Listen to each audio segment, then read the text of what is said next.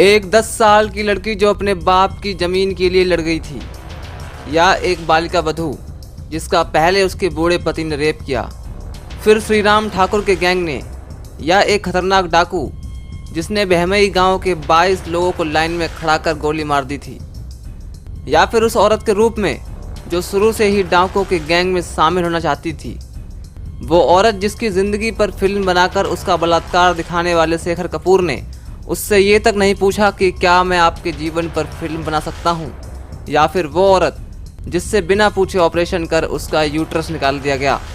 Doctor से पूछने पर कहा अब ये दूसरी फूलन नहीं पैदा कर पाएगी, या शायद एक पॉलिटिशियन के तौर पर जिसने 2 बार चुनाव जीता, या फिर एक औरत जो खुद से मिलने आए फैंस शेर सिंह राणा को नाग पंचमी के दिन खीर खिला रही थी, बिना ये जाने कि कुछ देर बाद यही आदमी उसे खीर खाकर उसको गोलियों से मार देगा।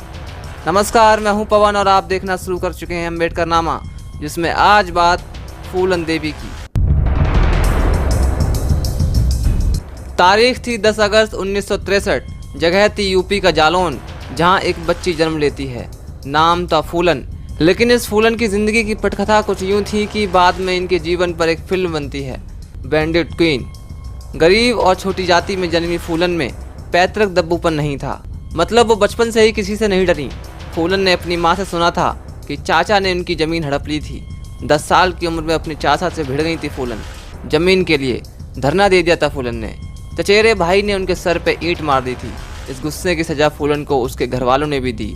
उसकी शादी कर दी गई 10 साल की ही उम्र में अपने से 30-40 साल बड़े आदमी से।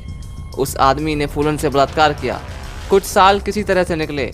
धीरे धीरे फूलन की हेल्थ इतनी ख़राब हो गई कि उसे मायके आना पड़ गया था। पर कुछ दिन बाद उसके भाई ने उसे वापस ससुराल भेज दिया। वहाँ जाके पता चला कि उसके पति ने दूसरी शादी कर ली है। पति और उसकी बीवी ने फूलन की बड़ी बेइज्जती की। फूलन को घर छोड़कर आना पड़ा। लेकिन इस बीच अब फूलन का उठना बैठना कुछ नए लोगों के साथ होने लगा। ये लोग डाकुओं के गैंग से जुड़े हुए लोग थे। धीरे धीरे फूलन उनके साथ घूमने लगी।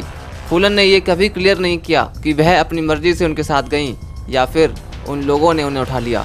फूलन ने अपनी आत्मकथा में कहा शायद किस्मत को यही मंजूर था। लेकिन गैंग में फूलन के आने के बाद एक झंझट हो गई। फूलन की ज़िंदगी में 2 डाकुओं को फूलन से प्रेम हुआ, जिसमें एक की जान गई। दरअसल सरदार बाबू गुज्जर फूलन पर आसक्त था। इस बात को लेकर विक्रम मल्ला ने उसकी हत्या कर दी और सरदार बन बैठा। अब फूलन विक्रम के साथ रहने लगी। एक दिन फूलन अपने गैंग के साथ अपने पति के गांव गई। वहां उसे और उसकी बीवी दोनों को बहुत कूटा। लेकिन फिर क्या हुआ?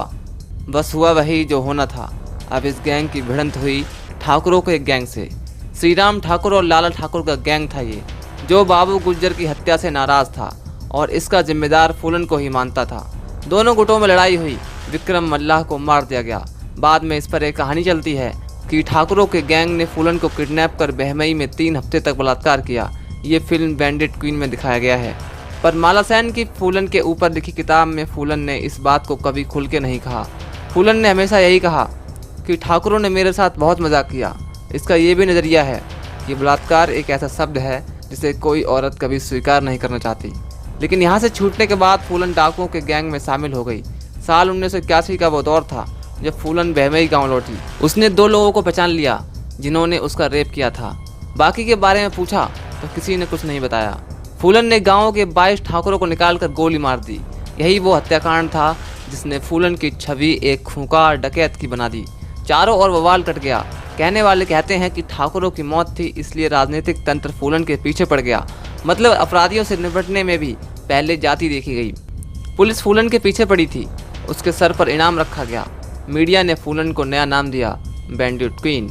उस वक्त देश में एक दूसरी क्वीन भी थी, प्रधानमंत्री इंदिरा गांधी। यूपी में एक राजा थे, मुख्यमंत्री बीपी सिंह। बहमई कांड के बाद रिजाइन करना पड़ा था इनको। भिंड के एसपी राजेंद्र चतुर्वेदी इस बीच फूलन के गैंग से बात कर रहे थे। इस बात की कम कहानियां हैं, पर एसपी के व्यवहार कुशलता का ही ये कमाल था कि 2 साल बाद फूलन आत्मसमर्पण करने के लिए राजी हो गई। मध्य प्रदेश के मुख्यमंत्री अर्जुन सिंह के सामने उन पर 22 हत्या, 30 डकैती और 18 अपहरण के चार्जेस लगे। 11 साल रहना पड़ा था जेल में। मुलायम सिंह की सरकार ने 1993 में उन पर लगे सारे आरोप वापस लेने का फैसला किया। राजनीतिक रूप से ये बड़ा फैसला था। सब लोग बुक्का फाड़ कर देखते रहे। साल 1994 में फूलन जेल से छूट गई। उम्मेद सिंह से उनकी शादी हो गई। लेकिन ये कहानी यहीं पर ख़त्म नहीं होती। फूलन की ज़िंदगी तो बदली, पर वह इस ज़िंदगी को ज़्यादा जी ना सकें। उनका कत्ल कर दिया गया। बात 1996 की है। फूलन ने समाजवादी पार्टी से चुनाव लड़ा और जीत गईं। मिर्ज़ापुर से सांसद बनी। चंबल में घूमने वाली अब दिल्ली के अशोका रोड पर शानदार बंगले में रहने लगीं।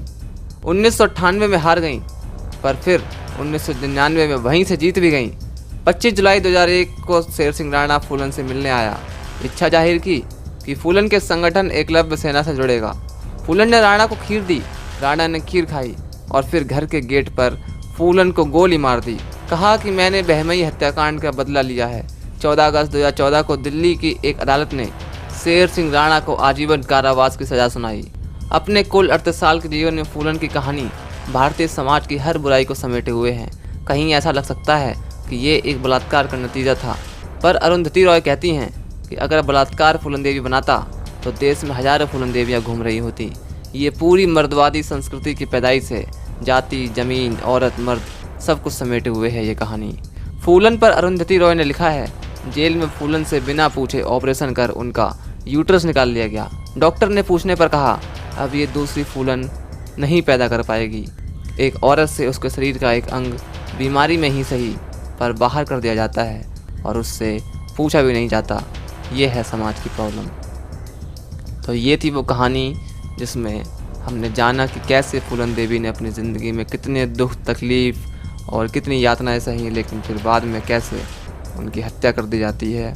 यानी कि जाति भेदभाव ये शुरू से ही चलता आया है और आज भी चल रहा है। कैसे ख़त्म होगा इसका कुछ पता नहीं। देखते रहिए मेडका नामा। मेरा नाम पवन है। शुक्रिया।